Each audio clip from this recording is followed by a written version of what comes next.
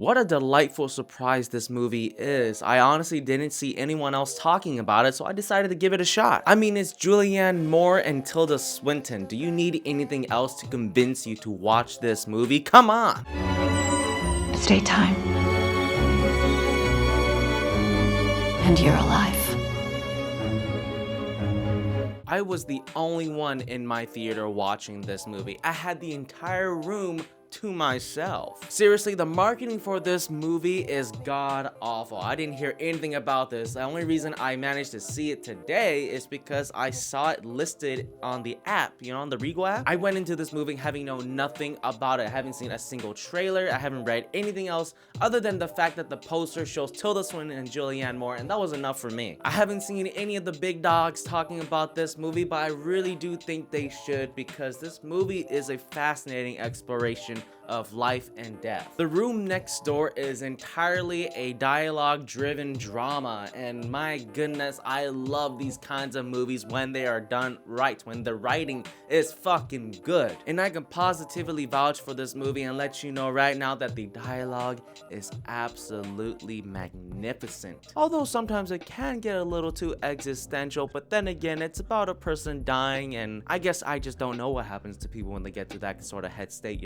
We follow two close friends portrayed by Tilda Swinton and Julianne Moore, who's been out of touch for a couple years. But once Julianne Moore discovers that Tilda Swinton is in the hospital for cervical cancer, she finds the time and makes her way to see Tilda. Unfortunately, Tilda Swinton's cervical cancer is unoperable, and she only has a certain amount of time to live while she's going through an experimental treatment. So after reconnecting, they decide to take a trip together to get away from everything and really just to embrace life and death. I gotta tell you, man, the vibe of this movie just felt like a 50s classic because the score is fucking gorgeous. It has that classical and mysterious twang to it that all those 50s, 60s black and white movies had back in the day, All the while Julianne Moore and Tilda Swinton get philosophical about their lives and everything that's happened to them since then. This is a beautiful, slow burn character analysis drama that deserves so much love and patience. And in all honesty, this movie probably could have been a bit more slower because it does feel kind of rushed at certain moments, surprisingly. It's such a fascinating movie because our two characters have explored death on their own. Tilda Swinton was a war correspondent, so she's seen all kinds of shit out there in the real world. Julianne Moore's character is an author who just recently published a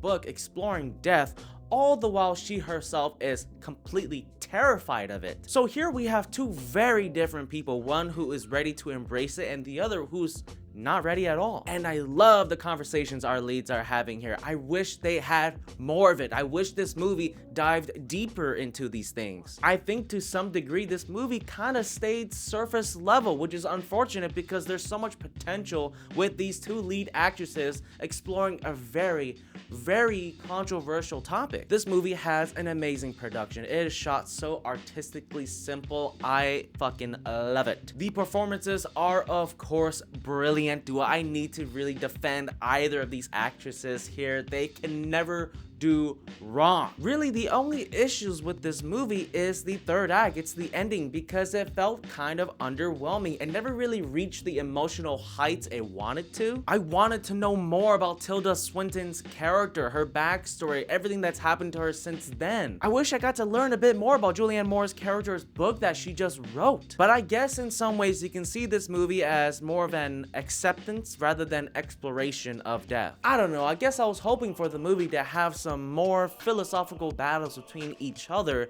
and so that when we get to the ending, it'll feel a lot more, I don't know how to describe it, just more zazz. Satisfying, relieving, one of those, something like that. The ending of this movie also has Julianne Moore's character repeating some lines or a theme that was presented somewhere earlier in the film, and honestly, we didn't really need that. I think as a viewer, I could have correlated those two scenes on my own, and it would have been all the more impactful and beautiful, but I can understand the need to express it again just to make sure that you're getting your point across, and the movie does an alright job at that. Still, despite the issues with this movie, I think it does a fine job delivering a beautiful piece of exploration of death and how people come to embrace it. Maybe if we got to see more scenes of our characters struggling with the current situation, it would have made these emotional beats feel more impactful, But I digress. There's also a very strange casting decision made in that third act, and I'm not too sure how to feel about it. I do understand why they went with it, and I respect it,